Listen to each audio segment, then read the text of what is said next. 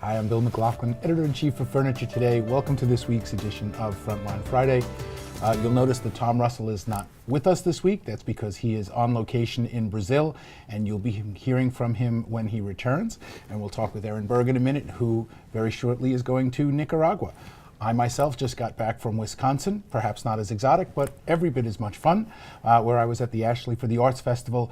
They have expressed the goal of growing their business by 10% annually, and for a $4 billion company, that means they intend to grow at the speed of a top 100 chain every year for this foreseeable future.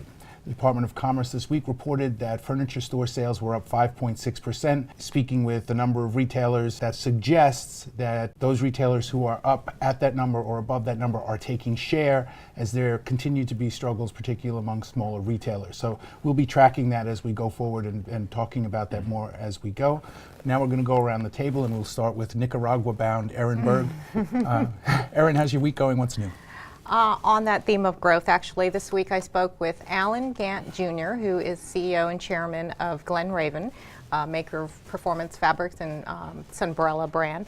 And they recently announced that they're acquiring Sunbury. Now, Sunbury has been a long-time licensee of Sunbrella, and the marriage of the two is really setting up both companies for some aggressive growth. That's something worth following. Right. Mm-hmm.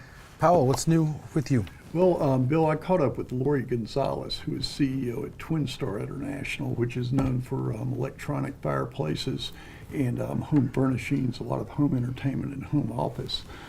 She's been with the company since mid-March, and she is incorporating a new growth strategy that focuses a lot on consumer research and kind of consumer-centric product development.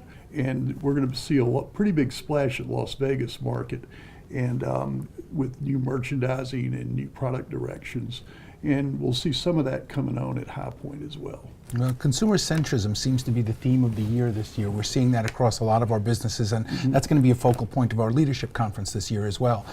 So, Clint, what's going on in the world of retail this week? Okay, well, speaking of consumer centrism, by the time this airs, TJX will have opened their new furniture-oriented concept called HomeSense in Framingham, Massachusetts. The CEO spoke a lot about how the customer is clearly telling us that brick and mortar retail continues to be an essential part of the shopping experience. So he talked a lot about how in this era of online that's actually calling attention to a company like theirs, where it's a constantly changing, value-oriented presentation. You know, it's a place where millennials can stretch the dollar. Their whole concept is geared towards that kind of consumer. It was very interesting.